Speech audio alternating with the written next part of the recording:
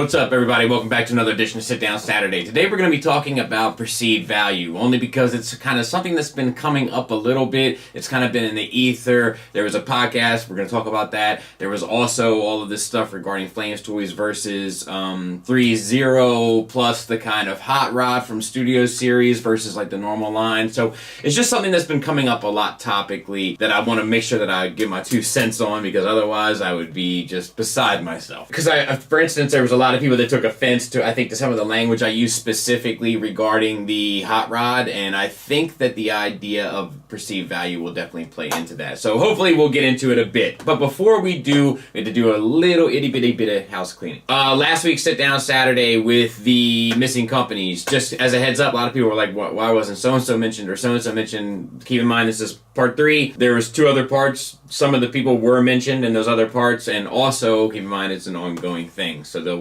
will be others for sure. I was happy to see in the comments though it brought back a lot of memories for like forgotten companies and stuff, and people were like, man, I remember that was a cool thing or whatever. That's kind of cool. Secondly, as you can see, we had it kind of non-transforming heavy this week. That's by design for this topic, and then next week we have one later on in the week. A lot of people chimed in on Flame Toys Megatron and added like, dude, you can also do this, you can also do this, and let me just say, I have no doubt. I mess around with that figure before the review for like 20 minutes trying to figure it all out. While I was doing the review, I kept figuring more things out. I am sure that the more you mess with that figure, had the opportunity to mess with that figure, that you'll unlock all of these like little hidden secrets. The figure's like the Hellraiser box. So look, I have no doubt, and I'm sure there's a ton more that we all missed because there's just a lot going on with that figure, but I tried to get as much as I could. It only makes my recommendation stronger. And then there was a lot of talk regarding Soundwave's hands. And I think you guys are actually right that the hand proportions are a little wonky on it. However, it's like, I think a lot of the proportions are wonky on it kind of in general, so it doesn't really bother me from the design. Like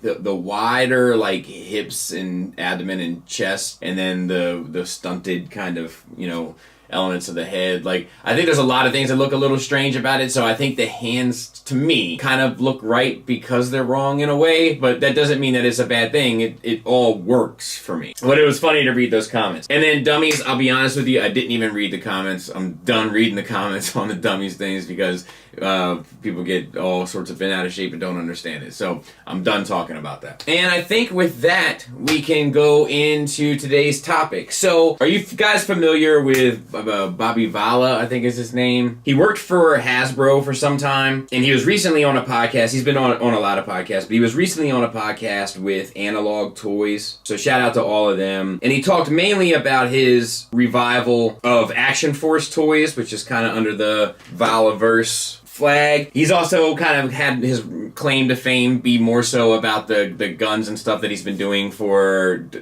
Classified, G.I. Joe Classified, the more realistic guns. They look great, by the way. So I got turned on to this from a news article that circulated that was talking about him mentioning perceived value. And it was kind of fascinating to me. I saw it on Jedi Temple Archives, but they went to say that Bobby Vala is a former employee of Hasbro who worked on many lines, including G.I. Joe, as well as kid and collector products from Marvel. He was disappointed to see the original 6-inch G.I. Joe line get canceled. The G.I. Joe Real World line was more than the sci-fi focused version of the line out now. But what's interesting about it, he says, when Hasbro produces Star Wars and Marvel, both of which are on the higher side of licensing costs, a royalty is obviously paid to Disney. This huge number eats into the cost of the figure. With a Black Series figure, you're getting the figure with the royalties taken out. And when all is said and done, you feel like you're not getting a lot with the figure, but that's the reason why, the licensing fees. Now, as you know, G.I. Joe has no royalty because Hasbro owns it. You can add more into every figure in this line because of this. You're able to find extra hands, extra heads, magazines for guns, etc. But now you're seeing that get taken away. He says Hasbro's senior management only wants to put out G.I. Joes if there's entertainment behind it. Although the design team pushed back, they lost the war. So Hasbro's now working in perceived value into the line. They scaled back G.I. Joe accessories because Star Wars and Marvel have less. G.I. Joe therefore gets watered down. It has less meat than it should. The current G.I. Joe figures could should come with a wealth of more parts and accessories, but perceived value ruined it. As a result, profit margins are better on the G.I. Joe line, but the collector is reaping no benefit. So in short, what he's saying is that a general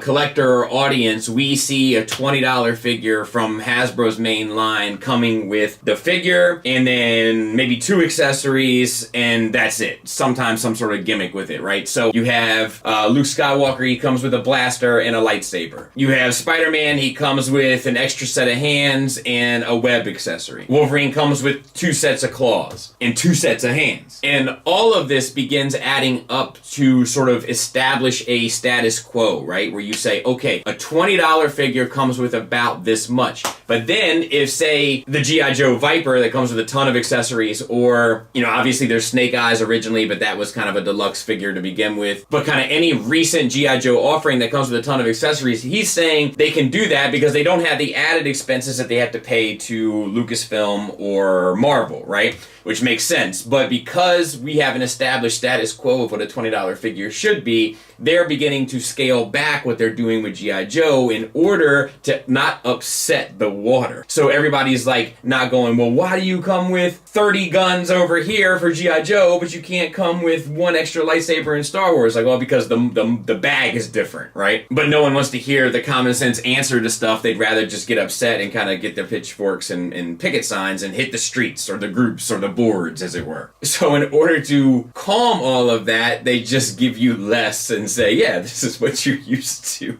Take it. Which is hysterical to me, but it makes so much sense, and I'm not sure that I've ever actually thought about it. So they couldn't, like, take down the face paint, like the realistic face paint. They couldn't reverse that because they've established it as a status quo with Star Wars and Marvel. It's funny how it all works like that. But it does tie into Transformers, right? And it ties specifically into the Hot Rod figure. So I think for me, when I'm looking at that Hot Rod figure and they give you extra accessories with it and it's at $30, and I'm like, man, this is probably where the $20 thing should be, and people are saying you're ignoring the masterpiece of it, I'm like, I don't think I am. I think perhaps you're ignoring the perceived value. That I am used to the $20 figure being about this. They gave you extra accessories, but I'm willing to bet at this point that the only reason why the price point went up is so that you don't expect more stuff with future products at the same price point, not because of the base of the figure itself. Once again, for those that can't keep track of it, I'm not saying it's a bad figure. I think it's a pretty good figure. Actually, I think it's a really good figure. I just think it's where their baseline should be. I don't think it should be extraordinary that we got it and say, oh, can you fathom that we got such a thing? No, I think that should be what our expectations are for a $20 Transformer, especially when comparing it to all of the other $20 things that we're getting at really high value. But perhaps they can't include all that extra stuff with all this stuff, because then it will upset future consumers and future collectors and kind of the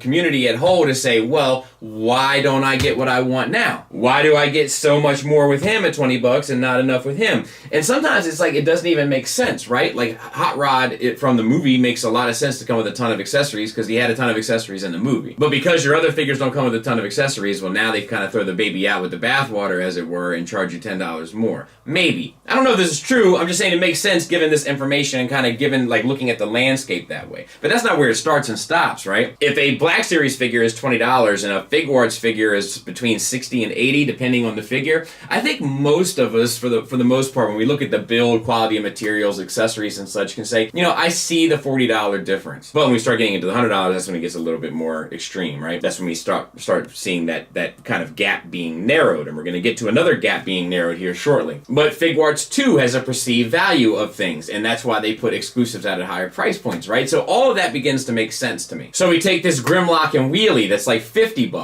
So you're getting basically one $30 figure and one $20 small figure. And once again, I think that has a lot to do with how they think that you should be understanding the market, and less to do with where they actually value that figure. It's just interesting to look at all of the products through that lens. Which brings us to Flame Toys and 3-0, which definitely came up this week. So that 3-0 deluxe set with Ravage and Soundwave is $200, and the Megatron is $400. And I think it's becoming confusing to people because they don't see one as as being double the quality of the other. And I'd have to agree, I don't think it is either. However, it is better, objectively. Like, it's just a better made thing, the flame toys. That doesn't mean it looks better, it doesn't mean it displays better, it doesn't mean that you enjoy it more. It just means that, like, when you handle both, the joints and everything move one way here, and they move another way here. I would go so far to say that the flame toys piece probably has a far higher parts count. With a far higher parts count, you're gonna need more molds. With more molds comes more money, and that's probably why it costs so much. Then you add on the stuff of the elegance of the build and the engineering involved and the paint, the fully painted finishes, along with the electronics gimmicks that I could take or leave, but there's a ton in him. And then you compare that to the 3.0, which is beautiful and has die-cast parts at places and has really nice sculpt work and has really heavy dry brushing, which doesn't,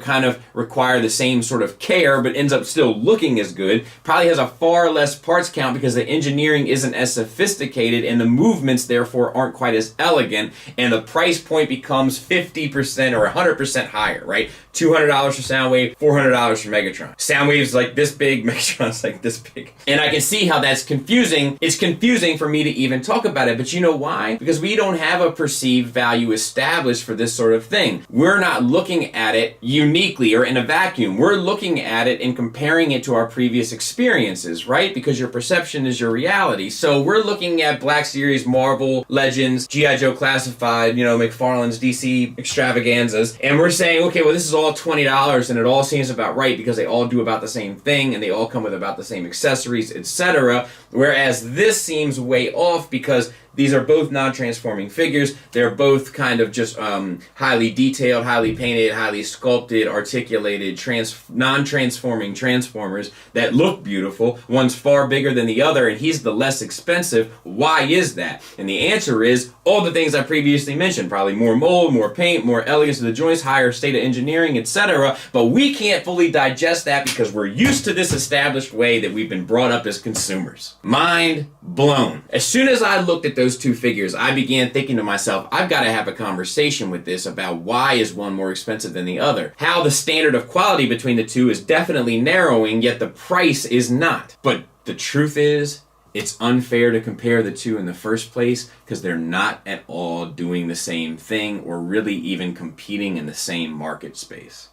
Hot dog, hot dog, hot diggity dog. I love when I feel like I crack something in this stuff. At this point in the game, you still learn stuff. I like that a lot. So shout out to that podcast, Analog Toys. It was an interesting podcast.